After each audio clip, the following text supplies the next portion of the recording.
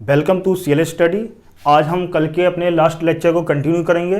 कल हम बात कर रहे थे एटॉमिक स्ट्रक्चर के बारे में, ठीक है, और साथ में आपको ये बताने की कोशिश कर रहे थे कि किसी पदार्थ में ऋण आवेश या धन आवेश या वैद्युत उदासीन कब और कैसे आता है, और ये सब चीज़ें हम किसकी सहायता से बता रहे थे, परमाणु संरचना की सहायता से या फिर इलेक्ट्रॉन वितरण के सिद्धांत के आधार पर, यानी कि इंग्लिश में बोलते हैं एटॉमिक स्ट्रक्चर, ठीक है, परमाणु संरचना। तो यहाँ पे लिखेंगे हम पहले परमाणु संरचना। इसको तो हमने आपको समझा दिया था, इसके आगे थोड़ा सा बताते हैं, बात थोड़ा सा रिवाइज करा दें। हमारा परमाणु किससे मिलकर बना होता है, नाभिक और इलेक्ट्रॉन से। नाभिक कहाँ होता है, सेंटर में होता है। इसकी त्रिज्या कितनी होती है, 10⁻⁻14 मीटर।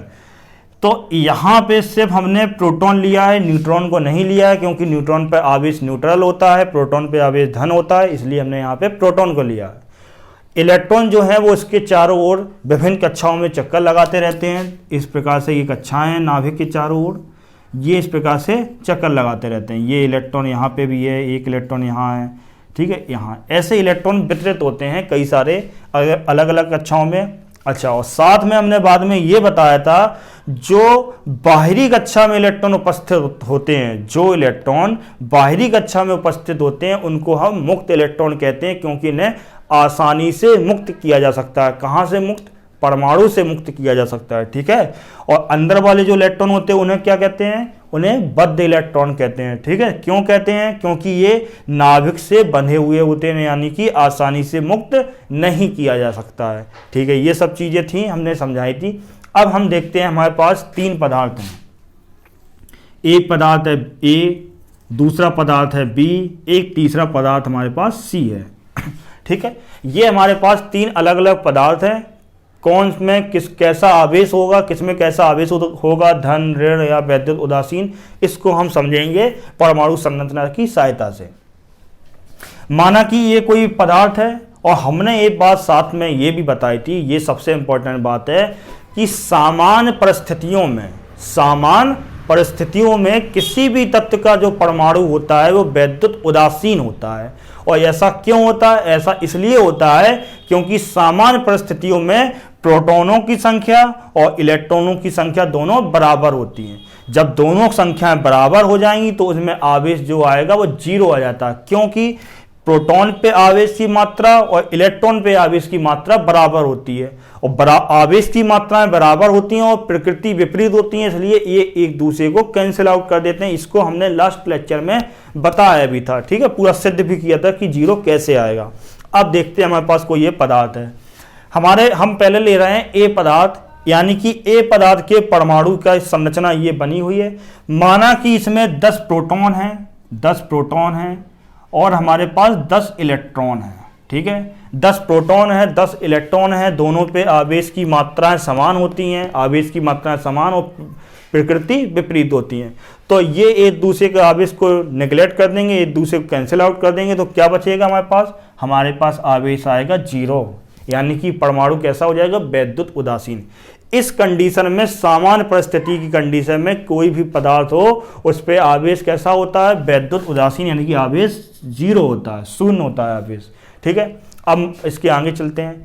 यदि हम किसी तरह से इस पदार्थ, ये जो पदार्थ हमने लिया है, इस पदार्थ में इलेक्ट्रॉन हमने 10 लिए थे, जैसे कि हमने ये पदार्थ ए है, ठीक है, ये पदार्थ जो ए है इसको हमने किसी अन्य पदार्थ से रगड़ दिया, ठीक है। हमने जब रगड़ा या नहीं रगड़े या किसी दूसरे कारण, दूसरे किसी तरीके से हम क्या करें कि इससे 2 इलेक्ट्रॉन कम कर दें, इससे क्या करें, 2 इलेक्ट्रॉन कम कर दें, 2 कर दें या 1 कर दें, 3 कर दें, ठीक है, हमें उससे मतलब नहीं है।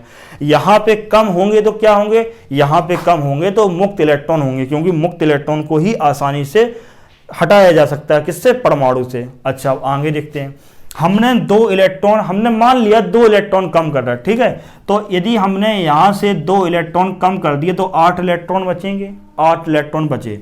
अच्छा, अब हमने क्या बोला, यहाँ पे, अच्छा 8 इलेक्ट्रॉन बचे, 2 कम हो गए, तो पदार्थ की प्रकृति भी बदल जाएगी, यानी कि पदार्थ जो पहले ए था अब वो पदार्थ बी बन जाएगा यदि 2 इलेक्ट्रॉन हट गए, ठीक है।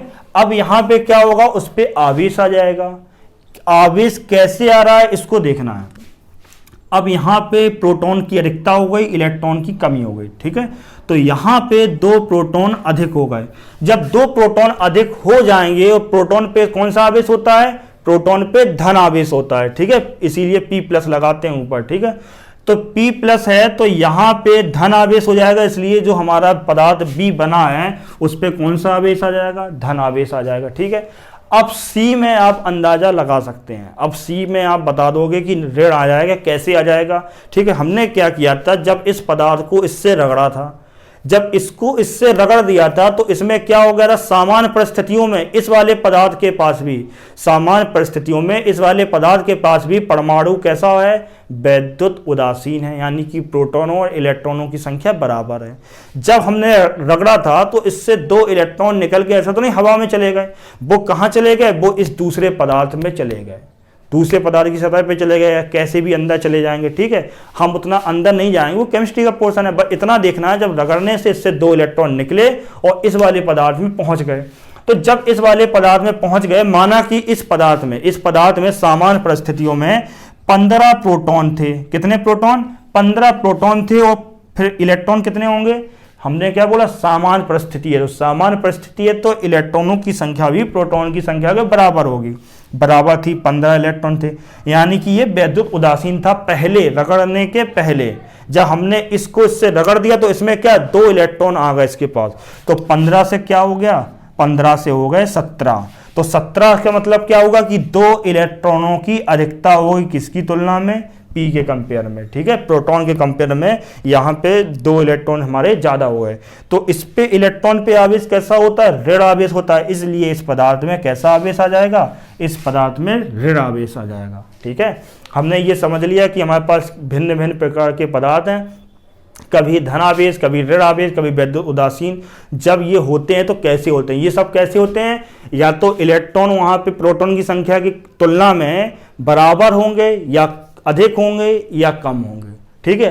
यदि अधिक होंगे तो हमारे पास ऋण आवेश आ जाएगा, यदि इलेक्ट्रॉन कम होंगे तो उस पर धनावेश होगा। बात समझ में आई कि नहीं आई, नहीं आई तो कमेंट करके बताओ, फिर दूसरे तरीके से समझाएंगे, ठीक है।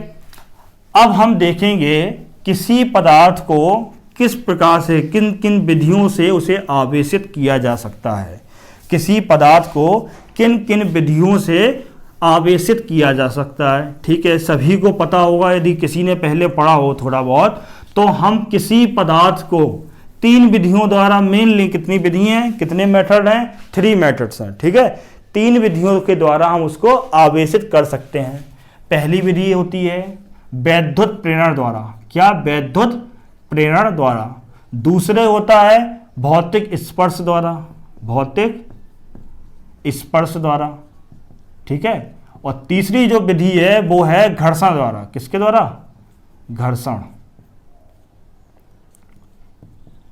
अभी यहां पे सबसे ज्यादा जो इंपॉर्टेंट है, सबसे ज्यादा इंपॉर्टेंट इन 3 विधियों में सबसे ज्यादा जिसमें फिजिक्स में यूज होना है, ठीक है, वो किस विधि का होना है, प्रेरण, भौतिक वैद्युत प्रेरण विधि का, ठीक है, इसका सबसे ज़्यादा यूज होगा। और भौतिक स्पर्श इसका नहीं होगा, बस इसको पढ़ना है कि ये भी एक विधि है। और घर्षण द्वारा भी हमने समझाया था, जब हमने इस पदार्थ को इस पदार्थ से रगड़ा तो इसका भी यूज होगा, लेकिन सबसे ज़्यादा यूज किसका होता है, प्रेरण विधि का होता है, ठीक है। जैसे जैसे हम आगे बढ़ते जाएंगे तो आपको ये बात याद आएगी कि हमने देखो प्रेरण पहले पढ़ा था, उसी विधि के द्वारा हम और आगे काम कर रहे हैं, ठीक है। तो प्रेरण विधि को पहले समझेंगे क्या होता है। हमने क्या किया, एक हमारे पास ये आवेशित, कोई आवेशित चालक की छड़ है। अब इस पे आवेश कैसा भी हो, धन हो या ऋण हो, कैसा भी आवेश हो, हमें उससे मतलब नहीं है। और एक हमारे पास ये मार्कर है, ठीक है, ये माना कि चालक है, ये कैसा है, चालक है। चालक की विशेषता क्या होती है, इसमें मुक्त इलेक्ट्रॉन होते हैं, मुक्त इलेक्ट्रॉन पे कौन सा आवेश होता है, ऋण आवेश होता है, ठीक है। और हमने माना कि ये जो हमारे पास छड़ है किसी दूसरे धातु की, इस पे आवेश है, वो माना कि धन आवेश है। कैसा का आवेश है, धन आवेश है। तो यहाँ पे थोड़ा सा चित्र बना दें, एक हमारे पास छड़ ये है, एक हमारे पास छड़ ये है, इस पे कैसा आवेश है, इस पे धन आवेश है, ठीक है। अभी हम जब वैद्युत आवेश के यानी कि इलेक्ट्रिक चार्ज की हम प्रॉपर्टी पढ़ेंगे, उनके गुण पढ़ेंगे, तो उसमें बताएंगे कि जब समान प्रकृति के आवेश होते हैं तो वो एक दूसरे को प्रतिकर्षित करते हैं, और जब विपरीत प्रकृति के आवेश लिए जाते हैं तो वो एक दूसरे को आकर्षित करते हैं। ठीक है, तो होता क्या है, यहाँ पे इंपॉर्टेंट रखने वाली बात क्या है कि समान प्रकार के हैं। अब वो धन धन हो या ऋण ऋण हो, यानी कि या तो धन आवेश और धन आवेश होगा तो ये प्रतिकर्षित करेंगे, और ऋण आवेश और ऋण आवेश होगा तो भी ये भी प्रतिकर्षित करेंगे। आकर्षित कब करेंगे, जब ये एक धन हो एक ऋण हो। ठीक है, इसको हमें थोड़ा अभी इसमें इसका यूज हो जाएगा। ठीक है, ये वैद्युत आवेश की प्रॉपर्टी है। अब देखो, अब हमने क्या लिया, ये चालक लिया, चालक क्षण है जिसपे कोई आवेश नहीं है, उदासीन है, वैद्युत उदासीन है, लेकिन इसमें मुक्त इलेक्ट्रॉन तो होंगे ही होंगे। अच्छा, तो यहाँ पे कोई आवेश नहीं है, ये क्षण बना दी हमने। अब क्या करते हैं, ये आवेशित वाली क्षण जब हम इसके पास ले जाते हैं, इसके पास ले जाते हैं तो होता क्या है, ये धन है और इसमें ऋण ऋण पूरे में मुक्त इलेक्ट्रॉन फैले हुए हैं सभी में। तो यहाँ पे मुक्त इलेक्ट्रॉन है, यहाँ पे है, तो यहाँ पे सभी पे क्या है, ऋण आवेश है। यहाँ पे मुक्त इलेक्ट्रॉन है, यहाँ है, ऊपर नीचे सभी जगह है। तो ये क्या करता है, इस क्षण को जब इसके पास ले जाते हैं तो ये इलेक्ट्रॉनों को आकर्षित कर लेता है। क्यों कर लेता है, अभी हमने बताया, जब विपरीत प्रकृति के आवेश होते हैं तो वो एक दूसरे को आकर्षित करते हैं, तो इसलिए ये इलेक्ट्रॉनों को आकर्षित कर लेगा। तो इलेक्ट्रॉन पे आवेश कौन सा होता है, धन धन होता है। जब यहाँ से भी इलेक्ट्रॉन निकल के यहाँ आ जाएंगे तो यहाँ पे इलेक्ट्रॉनों की अधिकता हो जाएगी। क्या हो जाएगा, इलेक्ट्रॉनों की अधिकता हो जाएगी। कहाँ पे, इस वाले सिरे पर। और यहाँ से इलेक्ट्रॉन कम हो गए, यहाँ से, यानी कि यहाँ से खिसक कर यहाँ आ गए, क्योंकि इसने आकर्षित कर लिया इन इलेक्ट्रॉनों को। अच्छा, जब आकर्षित कर लिया तो यहाँ पे धन की अधिकता हो जाएगी, यहाँ पे धन हो जाएगा अधिक, यहाँ पे ऋण हो जाएगा। तो इस प्रकार से क्या हुआ, इस प्रकार से ये हुआ कि ये जो क्षण थी, ये वाला मार्कर था, इस पे कोई भी आवेश नहीं था, चालक था। जब ये चालक था, आवेश नहीं था, लेकिन इसके चालक आवेशित क्षण के पास ले जाने पर, आवेशित क्षण के पास ले जाने पर इस पे भी आवेश आ गया। इसके एक सिरे पर धन आवेश आ गया और दूसरे सिरे पर ऋण आवेश आ गया। तो ये कौन सी विधि कहलाती है, ये कहलाती है प्रेरण विधि कहलाती है। ठीक है, अब देखते हैं हम भौतिक स्पर्श। अब हम देखते हैं भौतिक स्पर्श द्वारा। भौतिक स्पर्श, स्पर्श का मतलब देखो, शब्दों का मतलब समझो तो पूरी बात समझ में आ जाएगी। भौतिक का मतलब जो हम अपने हाथ से या देख सकते हो, ऐसा कर सकते हो, भौतिक रूप में संभव हो। ठीक है, उसमें हमने भौतिक लिखा है। और स्पर्श, अब ऐसा नहीं है कि काल्पनिक स्पर्श चल रहा हो कि हमने मन में ही उसको टच करा दिया, ऐसा नहीं। ये भौतिक रूप से टच कराएंगे, यानी कि वास्तव में स्पर्श कराएंगे। तो भौतिक और स्पर्श, स्पर्श यानी कि टच करा देना, तो इसकी पूरी कहानी समझ में आ जाएगी तुम्हें। अच्छा, अब देखो यहाँ पे क्या है, यहाँ पे यदि एक क्षण है, इस क्षण पे कौन सा आवेश था, इस क्षण पे था धन आवेश, इस क्षण पे कौन सा, धन आवेश। और इसके पास कोई दूसरी वस्तु लेगा, ये चालक है। ठीक है, या अचालक, कोई भी हो, चालक हो या अचालक हो, कोई भी हो। जब इस पे कोई आवेश नहीं है, ये चालक हो या अचालक हो, लेकिन हमें इस पे कोई भी आवेश नहीं है, आवेश इस पे है। अब क्या करते हैं, जब हम इस क्षण को इससे टच करा दें, इससे टच करा दें तो क्या होता है, इसमें से कुछ आवेश निकलकर यहाँ चले जाते हैं, कुछ आवेश निकलकर यहाँ चले जाते हैं। जब ऐसा होता है तो यहाँ पे भी आवेश आ जाता है, यहाँ पे भी आवेश आ जाता है। ठीक है, अभी हम मोटी भाषा में भी बताएंगे। ठीक है, मोटी भाषा में आवेश को तो आपने ना देखा है ना पकड़ा है। यदि आवेश को आप पकड़ोगे तो आवेश आपको पकड़ लेगा। ठीक है, तो इसलिए आपने चुंबक को, यानी कि मैग्नेट को तो देखा होगा, उसे पकड़ा भी होगा। तो हम इन सभी चीज़ों को आपको मैग्नेट के द्वारा भी बताएंगे, समझाएंगे। ठीक है, अब देखते हैं हम ये घर्षण द्वारा। अच्छा, घर्षण द्वारा क्या बताने की जरूरत, अभी हमने थोड़ी देर पहले बताया था, जब दो वस्तुओं को आपस में रगड़ देते हैं तो एक से इलेक्ट्रॉन निकलकर दूसरे में चले जाते हैं, तो इलेक्ट्रॉनों का स्थानांतरण हो जाता है। तो एक पदार्थ में इलेक्ट्रॉनों की कमी और दूसरे में अधिकता हो जाती है, तो इस प्रकार से उनमें आवेश उत्पन्न हो जाता है। अच्छा, अब हम देखते हैं मोटी भाषा से प्रेरण। प्रेरण शब्द का मतलब समझो पहले तो। प्रेरण शब्द का मतलब क्या होता है, प्रेरण शब्द का मतलब ये होता है कि हम किसी को प्रेरित करते हैं। हम किसी को, जैसे तुमने कई बार सुना होगा, प्रेरित करना, यानी कि एक का किसी दूसरे के द्वारा प्रेरित हो जाना, यानी कि उसके पास स्वयं में कुछ नहीं था, वो किसी दूसरे की वजह से ऐसा उसमें गुण आ गए। ठीक है, उसको क्या कह देते हैं, प्रेरणा। यानी कि हम बोलते हैं प्रेरणा ले लेना, तो प्रेरणा क्या, यानी कि दूसरे से कुछ लेना, अपना खुद का कुछ नहीं, दूसरे के द्वारा अपने अंदर वो गुण आ जाना। ठीक है, तो आपने देखा होगा यदि हम कोई एक मैग्नेट लें, उस मैग्नेट में यदि हम लोहे की कील, यदि हमारे पास लोहे की कील है, इस कील को इसमें टच कराएं तो ये चिपक जाती है।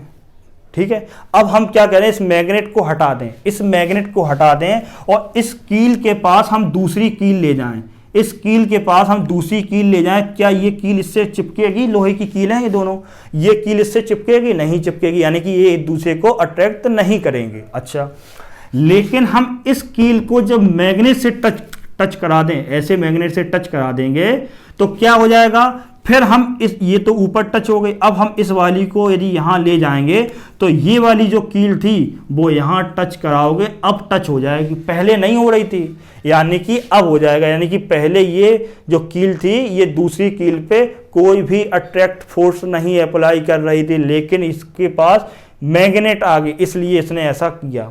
तो ये यहाँ पे क्या लग रहा है, यहाँ पे हो रहा है प्रेरण। ठीक है, किसके द्वारा? इसके पास पहले चुंबक के गुण नहीं थे, लेकिन ये चुंबक के पास आ जाने पर इसके पास भी चुंबकीय गुण आ गए, तो इस पे क्या हो रहा है, यहाँ पे चुंबकीय प्रेरण है। बात समझ में आ रही कि नहीं आ रही? अच्छा, अब ये तो हो गया हमारे पास प्रेरण की बात। अब आती है भौतिक स्पर्श। ठीक है, सॉरी, यहाँ पे अभी हमने जो देखा ये भौतिक स्पर्श है। क्या है यहाँ पे?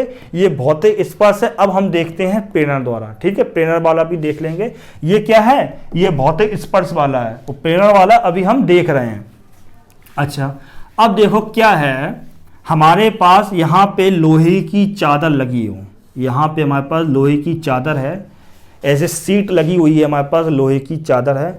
इस चादर के नीचे यदि हम कोई कील को, अच्छा ऐसा जरूरी नहीं है कि यहाँ पे लोहे की ही चादर हो, हम एक पेपर की भी सीट ले सकते हैं, कागज का पूरा एक ऐसा चार्ट पेपर ले सकते हैं। ऐसा चार्ट पेपर लगा दिया हमने।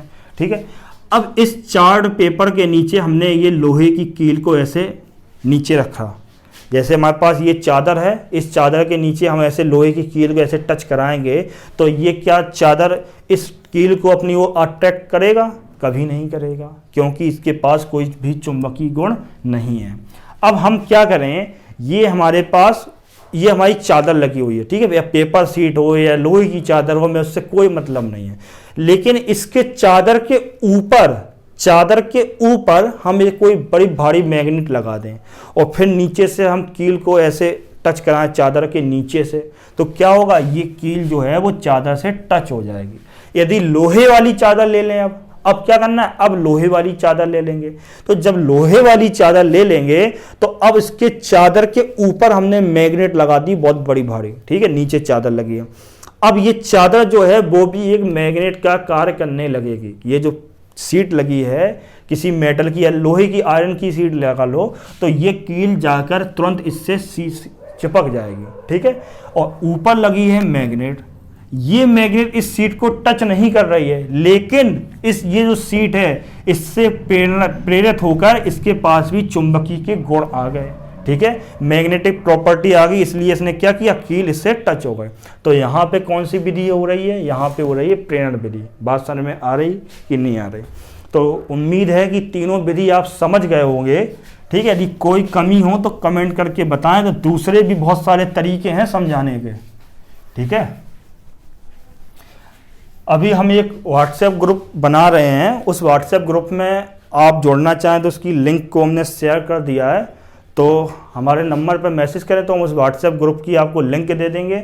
उस पर डेली जो PDF है या वीडियो लेक्चर इनकी लिंक है या और भी कुछ डेटा है पढ़ने के लिए, तो उस पर हम पूरा डालते रहेंगे। ठीक है, अच्छा अब देखो, अब हमें देखना है आवेश के गुण, यानी प्रॉपर्टी ऑफ इलेक्ट्रिक चार्ज, आवेश के गुण। अब देखो ये आवेश के गुण क्या है। पहला जो सबसे इंपॉर्टेंट क्या है, वो है ऊर्जा संरक्षण सिद्धांत। आपने पहले पढ़ा है, तो ऐसे ही इसमें सबसे पहला जो है आवेश संरक्षण का सिद्धांत। आवेश संरक्षण का सिद्धांत अभी हमने थोड़ी देर पहले उसके बारे में चर्चा भी की थी। तो पहला क्या है, आवेश संरक्षण का सिद्धांत। ठीक है। आवेश संरक्षण का सिद्धांत क्या है? आवेश को ना ही उत्पन्न किया जा सकता है और ना ही नष्ट किया जा सकता है, इसे एक स्थान से दूसरे स्थान पर स्थानांतरित किया जा सकता है। आप थोड़ा सा हमारी सभी बातों को रिकॉल करें। अभी हमने जितना भी कुछ बोला है उसमें हमने ऐसा कभी नहीं बोला है कि हमने रगड़ा या पास में ऐसा ले गए तो आवेश उसमें से उत्पन्न हो गया, कोई नया इलेक्ट्रॉन उत्पन्न हो गया, ऐसा नहीं हुआ, या कोई नया प्रोटॉन उत्पन्न हो गया, ऐसा कभी नहीं हुआ। हमने जितनी भी चीज़ें बताएं उनमें सब में हमने ये बताया कि इलेक्ट्रॉन एक जगह से निकल के दूसरी जगह चला गया। और आवेश क्या है? आवेश जो है वो द्रव्यमान से संबद्ध होता है। अभी हम बताएंगे इसमें, अभी जो गुण है इसमें ही बताएंगे अच्छे से। तो क्या है, हमने ये जो आवेश है ये विद्युत आवेश उत्पन्न नहीं होता है, ये इलेक्ट्रॉन के द्वारा या प्रोटॉन के द्वारा एक स्थान से दूसरे स्थान पर स्थानांतरित होता है। एक तो ये हो गया। दूसरा देखो, दूसरा है आकर्षण और प्रतिकर्षण बल। ठीक है, अभी अभी हमने बताया था, ये भी हमने बता दिया, जब समान प्रकृति के आवेश होते हैं, या धन धन हो या फिर ऋण ऋण हो, ये दो यदि पॉजिटिव चार्ज या नेगेटिव चार्ज ये जब होते हैं तो इनके बीच में कौन सा फोर्स लगता है? इनके बीच में लगता है रिपल्सिव फोर्स, यानी कि प्रतिकर्षण बल लगता है। ठीक है। अच्छा, जब विपरीत यानी कि अपोजिट नेचर के हों तो अपोजिट नेचर में क्या हो जाएगा? एक धन एक ऋण, यानी प्लस और माइनस। इसमें क्या होता है? इसमें होता है आकर्षण, अट्रैक्शन लगता है। ठीक है, आकर्षण बल लगेगा इसमें। ठीक है, ये हो गई दूसरी प्रॉपर्टी। अब देखते हैं तीसरा में क्या है? तीसरे में जैसे हमारे पास विद्युत प्रेरण की अभी बात की थी हमने। ठीक है, तो ये क्या करता है? आवेश, ये जैसे हम किसी एक आवेशित वस्तु के पास, ऐसे समझो साधारण भाषा में, जब हम आवेशित वस्तु के पास हल्की उदासीन वस्तु, ठीक है, हल्की उदासीन वस्तु ले जाते हैं तो ये उसे अपनी ओर आकर्षित कर लेती है। अभी हमने ये बताया था, एक हमारे पास धन का एक क्षण थी, उस पर धन आवेश था, उसके पास पे कोई उदासीन क्षण को रखे थे, उसके पास ले गए तो उसमें भी क्या हो गया था? आवेश आ गया था। एक सिरे पर धन आवेश और दूसरे सिरे पर ऋण आवेश आ गया था। ठीक है, तो ये किसके द्वारा हुआ था? प्रेरणा द्वारा। तो ये क्या आवेश जो है ये प्रेरणा का गुण रखता है अपने पास। ठीक है, ये तीसरा हो गया। अब देखो चौथा क्या है? चौथा है वेग का प्रभाव। ये कौन सा? तीसरा था प्रेरणा द्वारा, और ये किस पे? वेग का प्रभाव। वेग का प्रभाव देखो, यदि हम एक क्षण है, ये दूसरा वस्तु को, ये एक ये वस्तु है, इन दोनों को आपस में रगड़ेंगे तो रगड़ने पे आवेश उत्पन्न हो जाएगा दोनों पदार्थों में। ठीक है, तो घर्षण द्वारा उत्पन्न हुआ। तो ऐसा नहीं होगा कि हम रगड़ रहे हैं तो यहाँ पे माना कि 2 कूलाम का आवेश उत्पन्न होगा। ठीक है, और हम गति करने लगे, फिर हमने गति करते समय रगड़ा तो इसमें पता चला 4 कूलाम का आवेश उत्पन्न हो जाए, ऐसा नहीं होगा। ठीक है, जो आप जब रुके हुए थे तब भी आप उतना ही, जितना आवेश पहले उत्पन्न हुआ था उतना ही गति के समय यदि आप रगड़ेंगे तब भी उतना ही आवेश उत्पन्न होगा, यानी कि वेग का कोई भी प्रभाव नहीं पड़ता है। ठीक है, वेग का कोई भी प्रभाव नहीं पड़ता है। अब देखते हैं पांचवा पॉइंट जो है वो है द्रव्यमान से संबद्धता। द्रव्यमान से संबद्धता का मतलब क्या है? कि द्रव्यमान होगा तभी आवेश संभव होगा, यदि द्रव्यमान नहीं है तो आवेश भी वहां पे उस स्थान पे संभव नहीं है, क्योंकि आवेश किसके पास है? इलेक्ट्रॉन और प्रोटॉन के पास। आवेश कोई अपने आप में तो कुछ अलग से है नहीं है, वो किससे संबद्ध है? वो द्रव्यमान से संबद्ध है, यानी कि इलेक्ट्रॉन होगा तो आवेश होगा, और इलेक्ट्रॉन होगा तो द्रव्यमान भी होगा, इलेक्ट्रॉन होगा तो उसका द्रव्यमान भी होगा। बात समझ में आई? अच्छा, एक क्वेश्चन है जो कभी कभार एक आध बार कंपटीशन के क्वेश्चन में पूछ लिया गया है पेपर में, उसमें यह पूछा गया था कि हम बता देते हैं सीधे सीधे, उन शब्दों में तो याद नहीं है क्वेश्चन, लेकिन वैसे ही बता देते हैं। उसमें यह था कि किसी पदार्थ को आवेशित करने पर क्या उसके द्रव्यमान में फर्क पड़ता है? नहीं बात समझ में आई? किसी पदार्थ को आवेशित करने पर उसके द्रव्यमान में कुछ अंतर आता है, कुछ चेंजेस आती है, तो उसमें हाँ ना में होगा तो उसमें हाँ आती है। उसमें यदि तुम्हारे आंसर में यस और नो में हो तो उसका मतलब क्या है? उसमें चेंजेस आता है। कैसे आता है? यदि हमारे पास कोई ये वस्तु है, ये भी विद्युत उदासीन है, ठीक है, और इसका वजन है माना कि 15 केजी 15 केजी, ठीक है। तो यदि इसमें आवेश दोगे तो इसमें क्या आवेश देना है, तो या तो धन दे सकते हो या ऋण दे सकते हो। हमने यानी कि ऋण आवेश दिया, कौन सा, नेगेटिव चार्ज दिया हमने यहाँ पे। नेगेटिव चार्ज देने का मतलब है कि हमने यहाँ पे इलेक्ट्रॉन दिए हैं। क्या दिया है, इलेक्ट्रॉन दिए हैं। जब हम यहाँ पे नेगेटिव चार्ज किसके द्वारा दे सकते हैं, इलेक्ट्रॉन के द्वारा दे सकते हैं। इलेक्ट्रॉन जब दोगे इस पदार्थ को तो इसमें इलेक्ट्रॉनों की संख्या बढ़ेगी और इलेक्ट्रॉनों का द्रव्यमान होता है, ठीक है। तो इलेक्ट्रॉनों का द्रव्यमान होता है तो इसलिए इसका द्रव्यमान बढ़ जाएगा, पदार्थ का पहले की तुलना में बढ़ जाएगा, ठीक है। और यदि हम इसमें पॉजिटिव आवेश देना हो, पॉजिटिव चार्ज देना हो, तो पॉजिटिव चार्ज कैसे दे सकते हैं, पॉजिटिव चार्ज तब दे सकते हैं जब इसमें से हम मुक्त इलेक्ट्रॉन जो हैं, फ्री इलेक्ट्रॉन हैं, उनको हटा दें, ठीक है, इसमें से इलेक्ट्रॉनों की संख्या कम कर दें। तो जब इलेक्ट्रॉनों की संख्या कम कर दोगे और इलेक्ट्रॉनों का द्रव्यमान होता है, तो इलेक्ट्रॉनों का द्रव्यमान तो होता है, तो इसका मतलब है कि पदार्थ का वेट कम हो जाएगा, वजन कम हो जाएगा। तो इससे क्या बात निकल के आई, कंक्लूजन क्या निकला, इससे ये कंक्लूजन निकला कि किसी पदार्थ को आवेशित करने पर उसके द्रव्यमान में अंतर आता है। सीधी सी बात इतनी सी है। अब देखो आगे, तीसरा जो छठवां है वो है क्वांटीकरण का सिद्धांत। किसका, क्वांटीकरण का सिद्धांत। ये थोड़ा सा इंपॉर्टेंट है, इसको समझो। छठवां वाला पॉइंट है, इसका गुण जो चल रहा है इसके 6 पॉइंट। तो 6th पॉइंट इसका ये है क्वांटीकरण का सिद्धांत।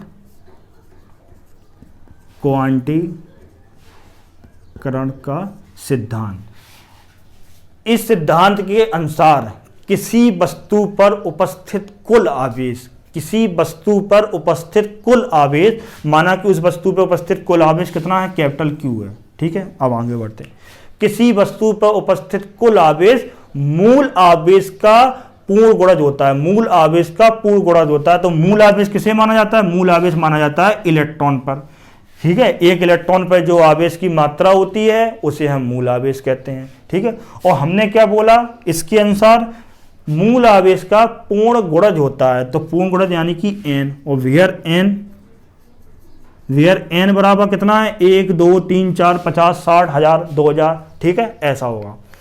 अब यहां पे n की जो वैल्यू है वो 1 2 3 4 ही क्यों ली जा रही है, पूर्ण गुणज ही क्यों ली जा रही है, ऐसा क्यों नहीं लिया जा रहा है 1/2 या 5/4, ऐसी वैल्यू क्यों नहीं ली जा रही है। ऐसी इसलिए नहीं ली जा रही है क्योंकि यहाँ पे जैसे तुम रखोगे, यहाँ पे n बराबर रखा 2, n बराबर रखा 5, तो क्या हो जाएगा, यहाँ पे आएगा या तो Q बराबर आएगा 2 इलेक्ट्रॉन या 5 इलेक्ट्रॉन या 10 इलेक्ट्रॉन या 50 इलेक्ट्रॉन, ठीक है, ऐसा आएगा।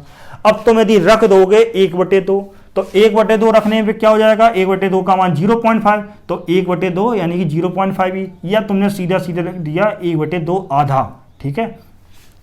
तो क्या तुम इलेक्ट्रॉन को आधा कर सकते हो, इलेक्ट्रॉन को आधा नहीं कर सकते हो, ठीक है। इलेक्ट्रॉन के छोटे छोटे टुकड़े नहीं कर सकते हो कि तुमने इलेक्ट्रॉन के भी 10-50 टुकड़े कर दिए, क्यों, क्योंकि वो मूल कण है, वो कि नहीं दूसरे कणों से नहीं मिलकर बना है, ठीक है। तो इलेक्ट्रॉन अपने आप में खुद एक पूरा स्वयं कण है, उसके आधे पौने टुकड़े नहीं होंगे, ठीक है। इसलिए क्या कि ये पूर्ण गुणज होगा, या तो 5 इलेक्ट्रॉन होंगे, 50 इलेक्ट्रॉन होंगे, 100 इलेक्ट्रॉन होंगे, ऐसा नहीं होगा 2.5 इलेक्ट्रॉन 3.5 इलेक्ट्रॉन।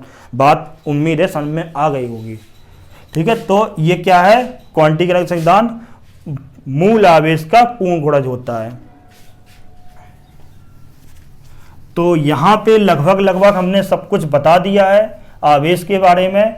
अच्छा, एक छोटी सी बात बची है परीक्षण आवेश के बारे में। किसके बारे में, परीक्षण आवेश। इसके ये कई बार आएगा शब्द परीक्षण आवेश, जब डेफिनेशन आगे पढ़ेंगे हम लोग। परीक्षण आवेश इंग्लिश में बोलते हैं टेस्ट चार्ज। क्या बोलते हैं, टेस्ट चार्ज, ठीक है। परीक्षण आवेश क्या होता है, परीक्षण आवेश वो आवेश होता है जिसका कोई भी स्वयं का वैद्युत क्षेत्र नहीं होता। क्या, वैद्युत क्षेत्र, वो आवेश जिसका स्वयं का कोई काल्पनिक आवेश, वो काल्पनिक आवेश जिसका कोई स्वयं का वैद्युत क्षेत्र नहीं होता, परंतु किसी दूसरे क्षेत्र में ले जाने पर, किसी दूसरे वैद्युत क्षेत्र में ले जाने पर आकर्षण या प्रतिकर्षण बल का अनुभव करता है, तो वो कौन सा आवेश कहलाता है, परीक्षण आवेश कहलाता है, ठीक है। तो इसको हम क्यू नॉट से प्रदर्शित करते हैं, स्मॉल क्यू बना दो या फिर कैपिटल क्यू बना दो। तो कई डेफिनेशंस होंगी, जैसे विभव है, पोटेंशियल या इलेक्ट्रिक फील्ड, ठीक है। तो इनमें टेस्ट चार्ज यानी कि परीक्षण आवेश की ज़रूरत पड़ती है। तो वहाँ पे परीक्षण आवेश की डेफिनेशन क्या है, एक बात को इतना याद रखना है, इसका स्वयं का कोई वैद्युत क्षेत्र नहीं होता है, उसके खुद के स्वयं का वैद्युत क्षेत्र नहीं होता, परंतु किसी दूसरे वैद्युत क्षेत्र में ले जाने पर आकर्षण या प्रतिकर्षण बल का अनुभव करता है, ठीक है। तो यहाँ पे 2 वीडियो बन गए, ठीक है। फर्स्ट वाला भी शायद 25 मिनट का था, ये भी इतने मिनट का होने वाला है। तो ये 2 पार्ट जो हैं, 2 वीडियो लेक्चर, यदि आपने ये पूरे पढ़ लिए तो आपको इलेक्ट्रिक चार्ज यानी कि विद्युत आवेश के बारे में संपूर्ण जानकारी मिल जाएगी, ठीक है। यहाँ पे सब कुछ पता चल जाएगा, कुछ भी नहीं छूटेगा। तो इसके बाद नेक्स्ट टॉपिक है, वो कौन सा है, कूलॉम्स लॉ यानी कि विद्युत बल के बारे में देखेंगे। तो आप रहें साथ में, देखते रहें एकदम सीक्वेंस के साथ वीडियो सभी।